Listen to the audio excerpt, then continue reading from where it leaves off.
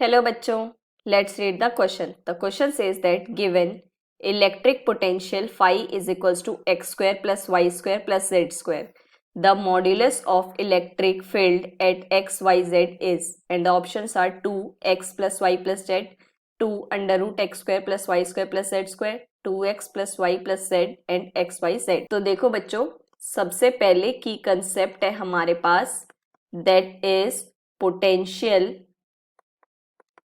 electric field modulus gradient and somewhat differentiation. तो देखो बच्चों, अब गिवन क्या है हमें पोटेंशियल, जिसे हम फाई से डिनोट करते हैं x square plus Y square plus Z square. अब देखो पोटेंशियल क्या होता है हमारे पास, दैट इज स्केलर क्वांटिटी. ठीक है बच्चों. अब देखो अगर वेक्टर क्वांटिटी है और कैसे है आपके पास 3 डायमेंशंस में है, तो देखो हम उसको कैसे रिप्रेजेंट करते हैं. कोई ए वेक्टर है हमारे पास, वो है आपके पास ए x I cap plus A Y J cap plus A Z के कैप. ठीक है बच्चों. जहां पे आई कैप जे कैप और के कैप क्या होता है, एक्स वाई जेड एक्सिस के अलोंग यूनिट वेक्टर्स होते हैं. सो अगर मॉड्यूलस की बात करते हैं तो मॉड्यूलस ऑफ ए हम ऐसे रिप्रेजेंट करते हैं, या फिर इसे हम मैग्नीट्यूड भी बोल सकते हैं. ठीक है बच्चों. सो ये कितना आता है आपके पास, that is under root A X square plus A Y square plus A Z square. तो ये हो गया इसका मॉड्यूलस. तो ऐसे ही अगर हम बात करें इलेक्ट्रिक फील्ड की, तो ये आएगा आपके पास that is under root E X square plus E Y square plus E Z square. और हमें पता है कि इलेक्ट्रिक फील्ड जो होती है वो क्या होती है हमारे पास, माइनस डेल डॉट वी. ये तो होता है 3 डायमेंशन में अगर हम इसको दिखाते हैं. ठीक है बच्चों. और नॉर्मली अगर हम इसको देखते हैं तो एक डायमेंशन में अगर एक्स एक्सिस में हम बात करें इसके लिए, तो ये होगा आपके पास E X equals to minus del V by del X, मतलब कि ग्रेडियंट इसका एक्स के रिस्पेक्ट में. ऐसे ही वाई एक्सिस में क्या होगा हमारे पास, that is E Y is equals to minus del V by del Y.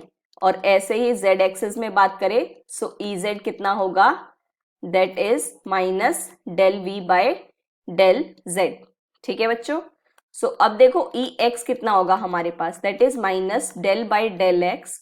अब ये जितना है आपके पास X square plus Y square plus Z square. ठीक है बच्चों. सो अब देखो, अब जनरली हम बात करें डेल बाय डेल एक्स, अगर X raise to power N है तो कितना होगा ये आपके पास, general formula N X N minus 1. ठीक है. बट देखो ये तो है आपके पास x के लिए. अब लेकिन अगर x की रिस्पेक्ट में कर रहे हैं तो y और जो z है वो हमारे पास कैसा आएगा, दैट इज कांस्टेंट. ये कितना भी होगा आपके पास, प्रोडक्ट रूल भी अप्लाई करेंगे इसमें, तो ये हमारे पास कांस्टेंट आएगा. तो ये कांस्टेंट के लिए 0 होगा.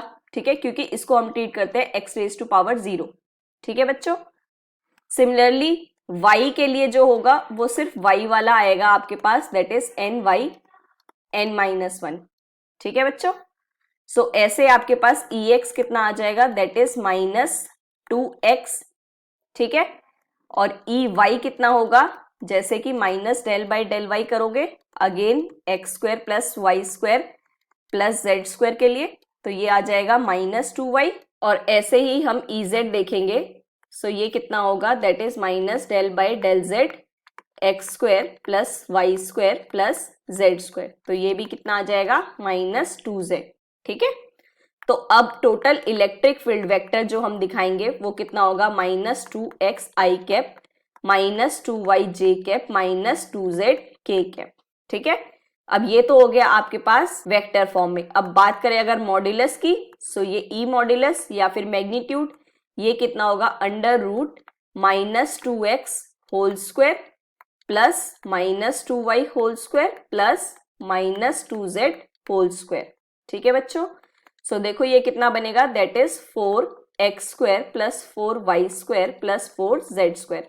अब हम क्या करते हैं, 4 कॉमन लेके under root 4 under root x square plus Y square plus Z square. और अंडर रूट 4 कितना होता है हमारे पास, 2 under root x square plus Y square plus Z square. So ये आ गया हमारे पास modulus and this is the final answer that matches B option. Hope you understand it well. Best of luck. Thank you.